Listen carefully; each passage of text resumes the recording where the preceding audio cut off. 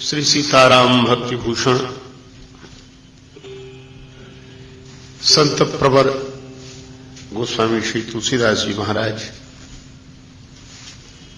श्री हनुमान जी महाराज के चार चरित्रों का वर्णन करते हुए श्री हनुमान चालीसा की फलश्रुति में यह पंक्ति प्रस्तुत करते हैं।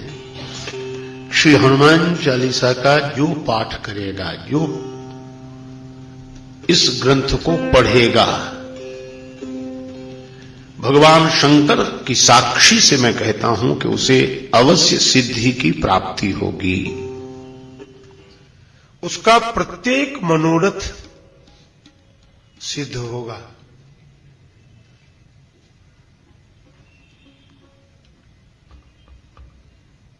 श्री हनुमान चालीसा के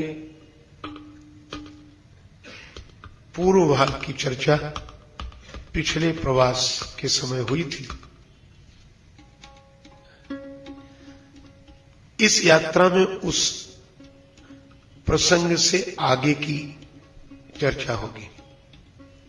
आप लोगों को स्मरण होगा जिस पंक्ति पर विराम हुआ था वहीं से आरंभ।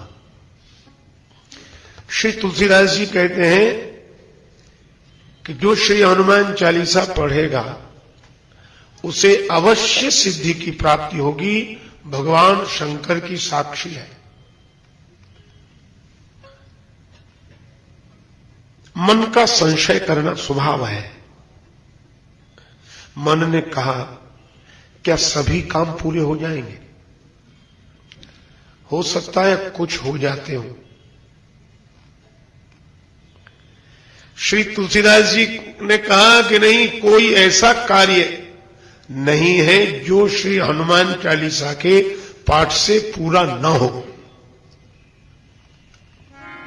क्योंकि इसमें श्री हनुमान जी का स्वयं गाया गया है। और हनुमान जी की महिमा क्या है? जामवंत जी ने कहा, रामचरितमानस में उल्लेख है, कवन सो काज कठिन जग माही, कवन सो काज कठिन जग माही, कठिन जग माही,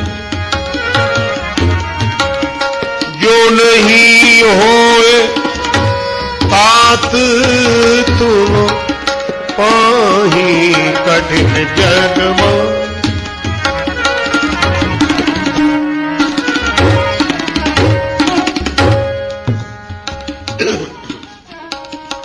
कौन सा ऐसा कठिन कार्य है जो श्री हनुमान जी आपसे नहीं हो सकता? ऐसा श्री जामवंत जी ने कहा।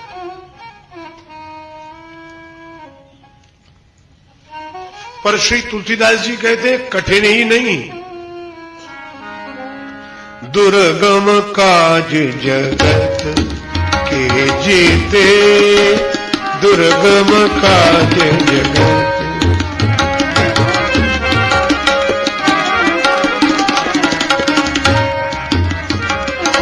सुगम अनुग्रह तुम्हारे तेते जगत के जेते, दुर्गम काज जगत।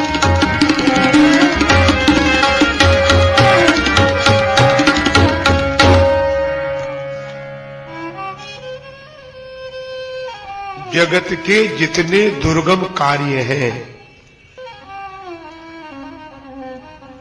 अब इस पंक्ति पर ध्यान देना, वह क्या श्री हनुमान जी पूरा करते?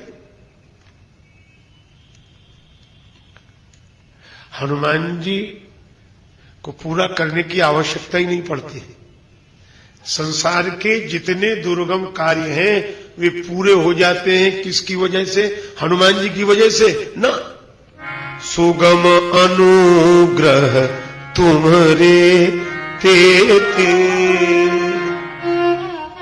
हनुमान जी आपकी कृपा से ही पूरे हो जाते हैं। तो जो भगवान के भक्त जगत में रहते हैं और उनके जो दुर्गम कार्य हैं वे हनुमान जी की कृपा सुगम कर देती है। और हनुमान जी क्या करते हैं? हनुमान जी को ये कार्य नहीं करना पड़ता है। हनुमान जी को तो राम काज कीने बिना मोहि कहां विश्राम। हनुमान जी राम जी की सेवा में सतत रहते हैं और भगत के कार्य तो हनुमान जी की कृपा से ही होते रहते हैं। सुगम अनुग्रह तुम्हारे थे। इस बार के इस आमंत्रण पत्र में शीर्षक दिया है संकट मोचन। श्री तुलसीदास जी ने विनय पत्रिका में लिखा, जाके गति है श्री हनुमान की, जाके गति है श्री हनुमान।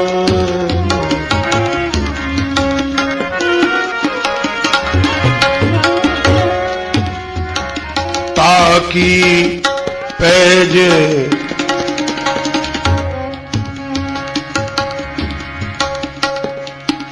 ताकि पैज पूजी आई, यह रेखा पुलिस पसान की, जाके गति है श्री हनुमान।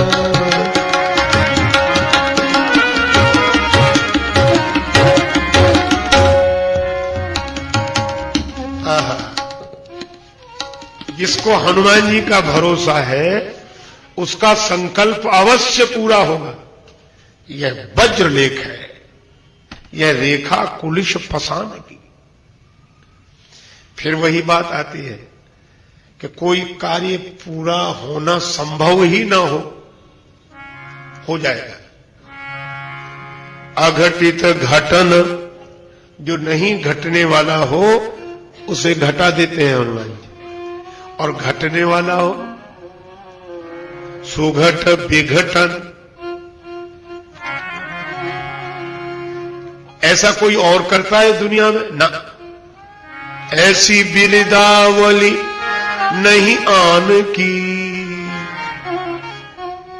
और एक मैं निवेदन करूं आपसे, इतनी तो महिमा है, असंभव को संभव, संभव को असंभव कर दे। अघटित घटन सुघट विघटन, ऐसी महिमा हनुमान जी के अतिरिक्त और किसी की नहीं है, किसी की नहीं। अच्छा, जब इतनी महिमा है तो साधना भी तो बहुत बड़ी करनी होगी, आराधना भी तो बहुत बड़े रूप में करनी होगी, तब तो हनुमान जी प्रसन्न होंगे। श्री तुलसीदास जी बोले बड़ा सरल उपाय है, बहुत सरल। हनुमान जी एक ऐसे हैं कि जिनकी आराधना बड़ी सरल है।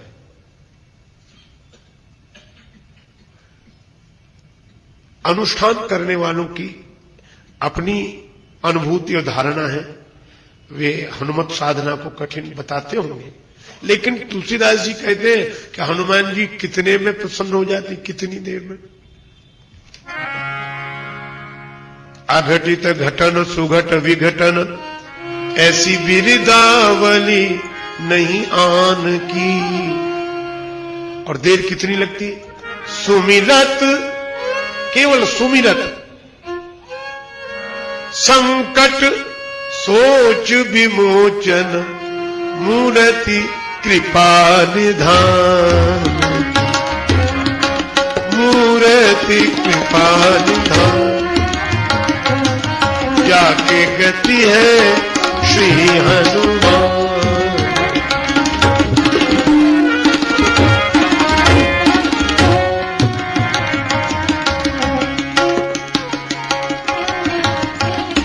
केवल सुमिरत, स्मरण करते ही हनुमान जी कृपा कर देते हैं। पर भैया, इसीलिए फलश्रुति भी यही कहती है, जो यह पढ़े, बस और कुछ नहीं। कब पढ़े, कैसे पढ़े, किस तरह पढ़े, कोई शर्त नहीं। कौन पढ़े कौन न पढ़े, ऐसा भी कोई अधिकार भेद नहीं, जो ये है पढ़े बस हनुमान चालीसा। और यह भी नहीं कि मन लगाकर पढ़े कि बिना मन लगाए पढ़े, बस केवल पढ़े, शर्त है ही नहीं कोई। इतना सुगम साधन। लेकिन एक बात है,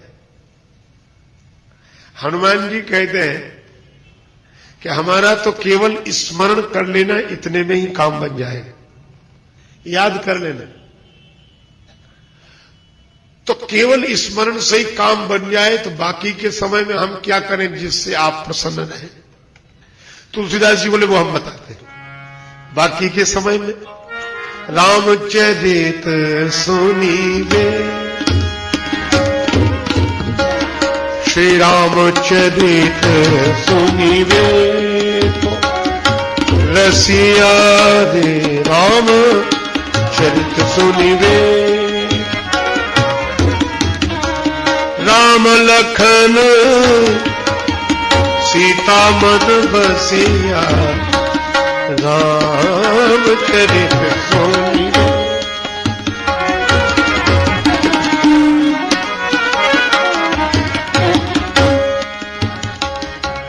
श्री हनुमान जी महाराज श्री राम कथा से प्रसन्न होते हैं, राम गुण गायन से प्रसन्न होते हैं। सुमिरत कोई स्मरण करे, बस दुर्गम से दुर्गम कार्य को हनुमान जी महाराज सुगम कर देते हैं, क्योंकि वे अतुलित बलधामम है, उनके बल का कोई पार नहीं। मानस में ही उदाहरण मिलते हैं और श्री तुलसीदास जी ने अन्य ग्रंथों में भी उल्लेख किया है। हनुमान जी तो ऐसे संकट मोचन है। अच्छा एक बात बताओ, भगवान सबका संकट दूर करते हैं, भगवान का संकट कौन दूर कर सकता है? सर्वाधिक दुर्गम कार्य यही है, भगवान का संकट। और इसीलिए मुझे लगता है कि भगवान सारे संसार का संकट दूर करते हैं, और सारे संसार का संकट दूर करने वाले संकट मोचन, भगवान का संकट दूर करने वाले संकट मोचन श्री हनुमान जी हैं। दुर्गम काज जगत के जेते, सुगम अनुग्रह तुम्हारे देते।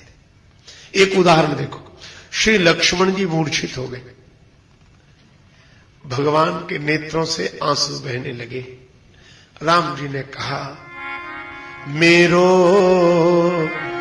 गीतावली में वर्णन है, मेरो सब पुरसारथ आको, मेरो सब पुरसारथ था।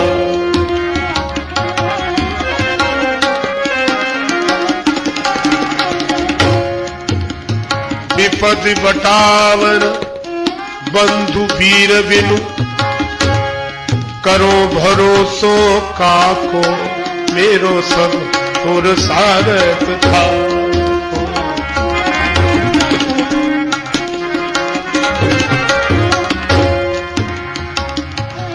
श्री राघवेंद्र के नेत्रों से आंसू बरस रहे थे। श्री राम कह रहे थे कि आज मैं हार गया, लक्ष्मण के बिना मैं नहीं, अगर रहूंगा भी तो ऐसे रहूंगा जैसे पंख के बिना पक्षी।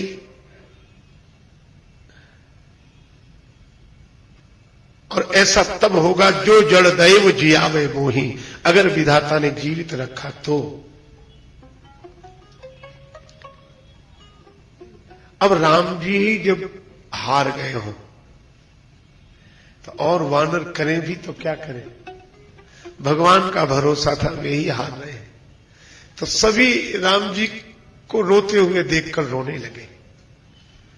पर उसी अवसर पर जैसे करुणा में वीर रस का संचार हुआ हो, ऐसे अतुलित बलधामम वीर बजरंग बली सिंहनाद कर उठे। कहा कि प्रभु मैं सब कुछ देख सकता हूं, आपकी आंखों में आंसू नहीं देख सकता।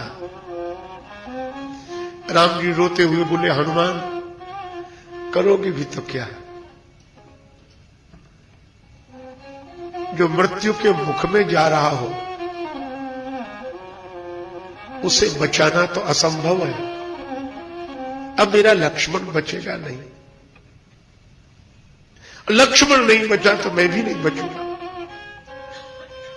श्री हनुमान जी ने कहा कि प्रभु आप चिंता न करें, मृत्यु से किसी को बचाना असंभव है।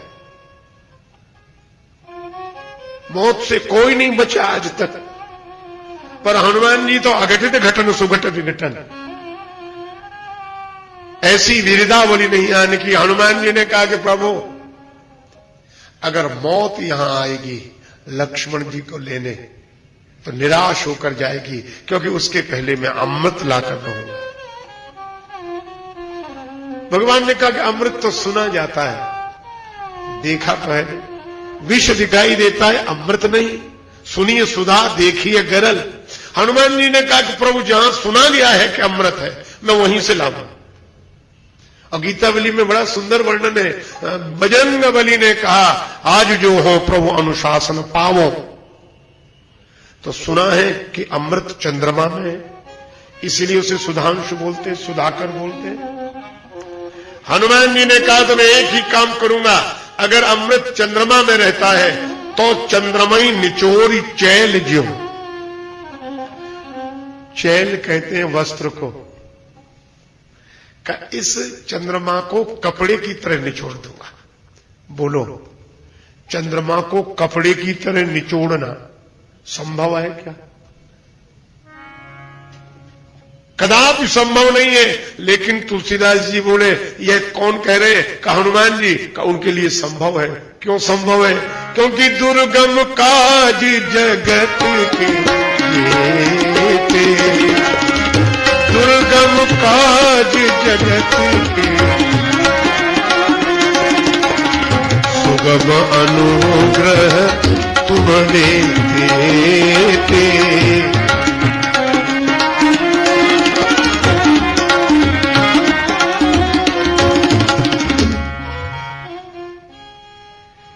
हनुमान जी कहते हैं चंद्रमा को कपड़े की तरह निचोड़कर, तो चंद्रमई निचोरी चैल जो आन सुधा सिर नाम।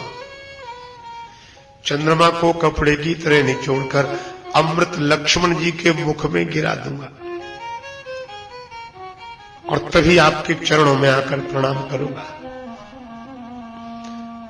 सुना है कि पाताल में सर्प अमृत घट की रक्षा करने, अमृत का घड़ा पाताल में है, सर्प समूह उसकी रक्षा कर रहा है। श्री हनुमान जी बोले कै पाताल दलों व्यालावने अमृत कुंड महिलाओं। पाताल में जाके सर्प समूह को नष्ट करके अमृत का घड़ा ही धरती पर ले आऊं। आकाश में भी गति है, पाताल में भी गति है। और तीसरी बात तो हनुमान जी ने ऐसी कही जो वे ही कह सकते हैं और वे ही कर सकते हैं। हनुमान जी बोले कहीं जाने की आवश्यकता ही नहीं, यहीं एक काम करता हूं। क्या? मारो नीच नीच मूसक एवं सबई को पाप बहाओ। कहो तो इस मौत को ही मार डालें, आज के बाद सबका झंझट खत्म। मृत्यु को मार डालें, यह मृत्यु लोक है, इस धरती पर मौत को रहने ही न दो। पार्वती जी ने सुना तो शंकर जी से कहा कि सुन रहे हो हनुमान जी कैसी कैसी बातें कर रहे हैं, और आपकी गवाही है, हो सिद्धि साखी गौरी सा, ये मौत को मार सकते हैं क्या? इन वानर वीर में ऐसी सामर्थ है? अब वानर रूप में तो श्री शंकर जी ही हैं, हनुमान जी के रूप। तो शंकर जी तुरंत बोले हां पार्वती, संभव है कि हनुमान जी मौत को भी मार डालें, लेकिन इनकी विशेषता नहीं है। अब शंकर जी अगर उनकी विशेषता बताएं तो अपनी ही विशेषता कहेंगे, इसलिए बोले उमान कछु कपि के अधिकाई प्रभु प्रताप जो काल ही खाए। उमा न कछु कपिके अधिकाई, प्रभु प्रताप जो काल ही खाई, मानो नीच नीच मुंह सके वो सबई को पाप बहावो, आज जो हो प्रभु अनुशासन पाओ। और जब हनुमान जी ने यह गर्जना की कि चंद्रमा को कपड़े की तरह निचोड़ दूं अमृत पाने के लिए, पाताल में जाकर सर्प समूह को नष्ट करके अमृत का घड़ा ले आऊं, और जब यह कहा कि धरती पर बसने वाली मौत को ही मार डालूं, हनुमान जी ने गर्जना की तो तीनों लोग कांप गए। आकाश में चंद्रमा, पाताल में सर्प समूह और धरती पर मौत। और जब तीनों लोग कांप गए तब तुलसीदास जी ने हनुमान जी से प्रार्थना की, शांत शांत, अरे वीर बजरंगबली शांत रहे, आपन तेज समानो,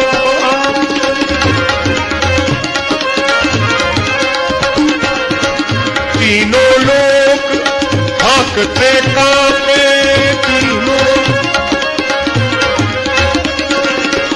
तीनों लोग हाकते कांपे, तीनों लोग हाकते कांपे, तीनों लोग हाकते कांपे,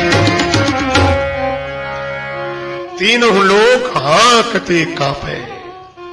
ऐसे हैं श्री हनुमान जी। क्यों? क्या अमृत पाने के लिए चंद्रमा को कपड़े की तरह निचोड़ सकते हैं, पाताल जाकर अमृत का घड़ा ला सकते हैं, पृथ्वी पर मृत्यु को मार सकते हैं? हाँ, क्योंकि दुर्गम काज जगत के जेते, सुगम अनुग्रह तुम्हारे तेते, सुगम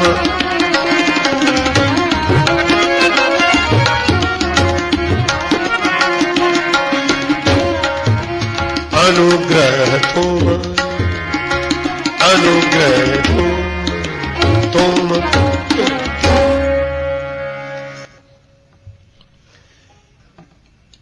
जामवंत जी ने कहा कि वैद्य को ले आओ।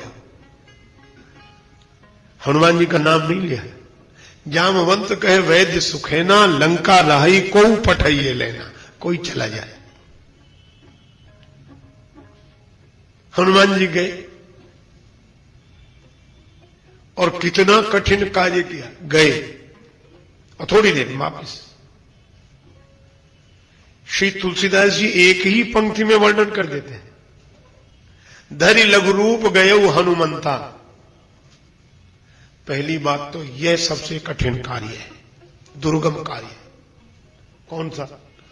जिन हनुमान जी की इतनी महिमा हो कि वे चंद्रमा को कपड़े की तरह निचोड़ सकते हो, जो पाताल से अमृत घड़ा ला सकते हो सर्प समूह को मारकर, जो धरती पर रहने वाली मृत्यु को भी मिटा सकते हो, इतनी महिमा जिनकी हो, जो इतने बड़े हो, वे और छोटे बन जाए, सबसे कठिन कार्य है।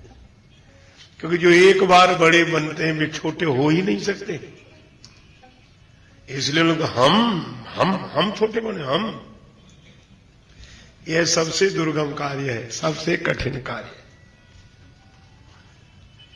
और जब कोई बनना भी चाहे तो उनके साथ वाले नहीं बनने देते। आप ऐसा करोगे, आप, अरे क्या है आप, हम। और यही कारण है कि बड़े से बड़े लोग छोटे नहीं बन पाते हैं। पर हनुमान जी अभी करे तो मौत को मार डाले, चंद्रमा को कपड़े की तरह निचोड़ दे, अमृत का घड़ा पाताल से ले आवे, और जब कहा नहीं वैद्य जी को ले आओ। दूसरा को क्या छोटा मोटा काम बताया हमें, हमसे तो बड़े काम के लिए कहा था, इसके लिए और लोग हैं, किसी को भेज दो। पर हनुमान जी ऐसे अभिमान रहित हैं, इतने बड़े बड़े काम करने में समर्थ, बड़ी बड़ी बात करने वाले हनुमान जी को छोटे बनने में देर नहीं लगी।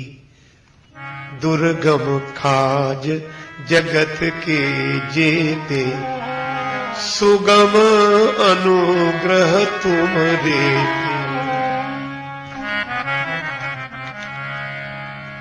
क्यों बन सके हनुमान जी छोटे? हनुमान जी ने मानो सूत्र भी हम लोगों को समझा दिया। हम अभिमान के कारण छोटे नहीं बन पाते, हमें अभिमान दिखाई देता रहता है, और अभिमान जब दिखता है तब और कुछ नहीं दिखता है। पर हनुमान जी को अभिमान नहीं, भगवान दिखाई दे रहे हैं। वे राम जी की सेवा में, राम जी के कार्य में है, और जिसको भगवान दिखाई देते रहेंगे वो कितना ही बड़ा हो पर छोटा बनने में उसे देर नहीं लगेगी, क्योंकि वह भगवान देखता है। धरि लघु रूप गए हनुमंता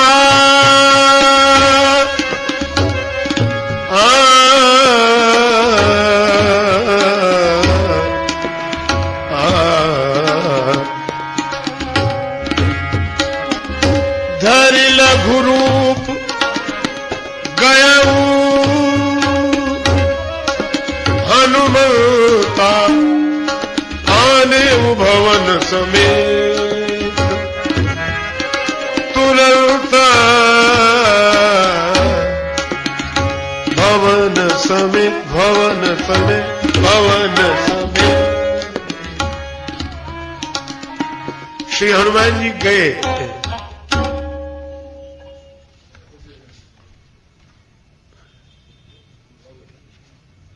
पहली बात तो श्री हनुमान जी छोटे बनकर गए और वैद्य को ले आए तुरंत तुरंत, आने भवन समेत तुरंता। तब यहां दो तीन तथ्यों पर हम लोग विचार करेंगे। एक तो यह बड़ी ऊंचाई मिलने के बाद छोटा बनना बहुत कठिन है, पर हनुमान जी धरि लघु रूप। और यहां एक शब्द और है, छोटे बनने में कुछ देर लगी, लोगों ने समझाया हो कि चलो आप ही छोटे बन जाओ ना, तुरंत था तुरंत। और वैद्य को आने ले आए, शीघ्र ले आए। लेकिन एक अद्भुत बात है, क्या किसी को भेजा जाए कि उस व्यक्ति को लेकर आओ, तो कोई अगर सक्षम होगा तो उस व्यक्ति को लेकर तो आ जाएगा। यह उतना बड़ा आश्चर्य नहीं है, आश्चर्य तो तब है आने भवन समेत तुरंता। वैद्य को भवन समेत। किसी ने कहा क्या यह संभव है? आप कल्पना करो। अच्छा चलो, भवन के समेत ले आए, पहले तो यही कठिन है। अच्छा, भवन अगर एक जगह जहां बसा था वहां से उखड़ जाए, फिर बसाना क्या संभव है? पर हनुमान जी ले भी आए और फिर मकान को वहीं रख दिया जहां से ले आए थे। और ऐसा वर्णन है, पर इसको असत्य मत मानना, आश्चर्य भी मत करना। तुलसीदास जी बोले हमें आश्चर्य नहीं है। क्यों? बोले है तो ये असंभव कार्य, लेकिन अगर हनुमान जी ने किया है तो संभव है। क्यों? क्योंकि दुर्गम काज जगत के जेते, दुर्गम काज जगत के सुगम अनुग्रह तुम्हारे देते।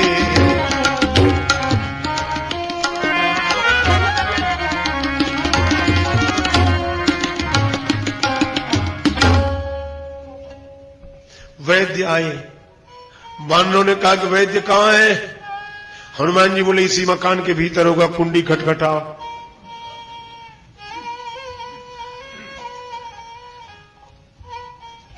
वहीं क्यों नहीं जगाया वैद्य को? भवन क्यों ले आए? हनुमान जी बोले वैद्य को जगाते तो मोहल्ले वाले भी तो जाग जाते। और फिर हम वैद्य को समझाते कि उपचार के लिए चलना है, पता नहीं वैद्य आने के लिए तैयार होता कि नहीं। आपसे तैयार होता, डांट डपट के ले आते। श्री हनुमान जी बोले ऐसा कभी नहीं करना चाहिए। जिस वैद्य को इलाज के लिए ले जाए पहले ही उससे झगड़ा कर ले, तो फिर मर्ज की कौन कहे, मरीज ही नहीं बचेगा। तो अकेली चारपाई ले आते हनुमान जी बोले वैद्य यहां आके यह भी तो कह सकता था कि दवाइयां घर में ही छूट गई, इसलिए अस्पताल के सहित ले आए। और तीसरी बात, वैद्य को लगता ही नहीं कि हम कहीं ले जाए गए, उसे लगता है कि इतने लोग हमारे ही यहां आए हुए हैं।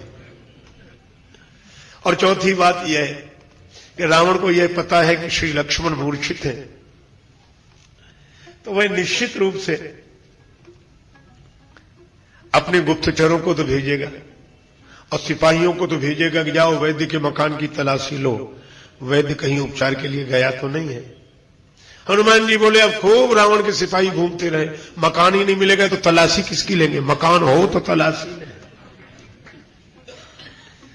एक ही कार्य ऐसा कर दिया जिसमें सारी समस्याओं का समाधान हो गया। कितने में गिना हनुमान जी के ऐसे कृत्य जिसके लिए गोस्वामी जी कहते हैं दुर्गम काज जगत के, दुर्गम काज जगत के जेत, सुगम अनुग्रह तुम्हारे।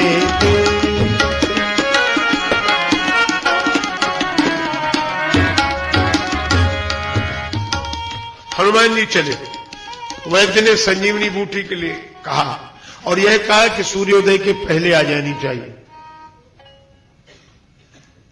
हनुमान जी बोले जब लौट कर आऊंगा तभी सूर्योदय होगा, हमारे आने के पहले सूर्योदय हो ही नहीं सकता।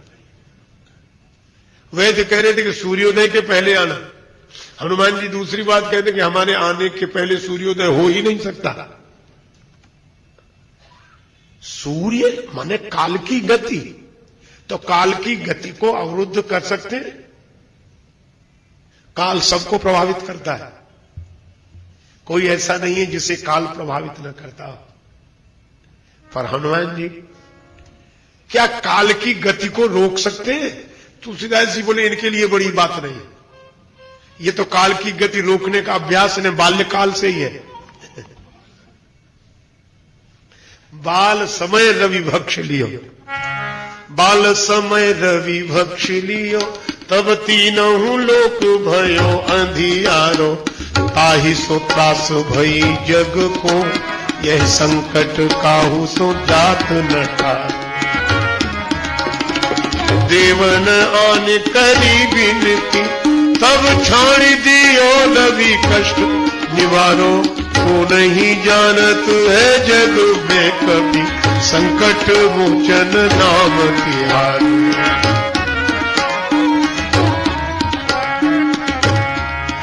ऐसे संकट मोचन वीर बजरंगबली काल की गति को भी अवरुद्ध कर दे।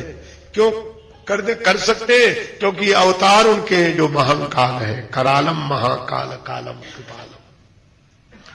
और संयोग देखो, हनुमान जी आगे बढ़े तो मार्ग रोकने आ गया कौन? काल ने।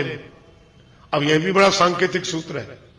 वैद्य ने कहा कि सूर्योदय के पहले औषधि आ जानी चाहिए, वह भी काल का ही संकेत है। और मार्ग रोकने आया तो काल ने भी, नेम कहते चक्र और काल माने समय। इसलिए आपने सुना होगा लोग क्या कहते हैं, अरे भाई सब समय का चक्कर है। समय का चक्कर ही काल ने है। काल ने माने समय का चक्कर। इस समय के चक्कर ने बड़ों बड़ों को चक्कर में डाल रखा है। सब दिन होत न एक समान। पर हनुमान जी महाराज को काल ने भी रोक नहीं सका। परन वर्णन आता है सिर लंगूर लपेटी पछारा। हनुमान जी ने कालनेमी को अपनी पूंछ में लपेटकर पछाड़ दिया। और पूंछ माने हनुमान जी की शक्ति। और सब लोग शक्ति के पीछे पड़े, हनुमान जी के पीछे शक्ति पड़ी है। क्यों? क्योंकि भक्ति आगे है। जो भगवान की भक्ति में आगे रहते हैं उन्हें शक्ति के पीछे नहीं पड़ना पड़ता, शक्ति उनके पीछे पड़ी रहती है। और हनुमान जी ने उसी शक्ति से काल नेमी को पछाड़ दिया। यही भक्ति की शक्ति है जो काल के चक्र को भी पराजित कर दे, समय के चक्र को भी पराजित कर दे।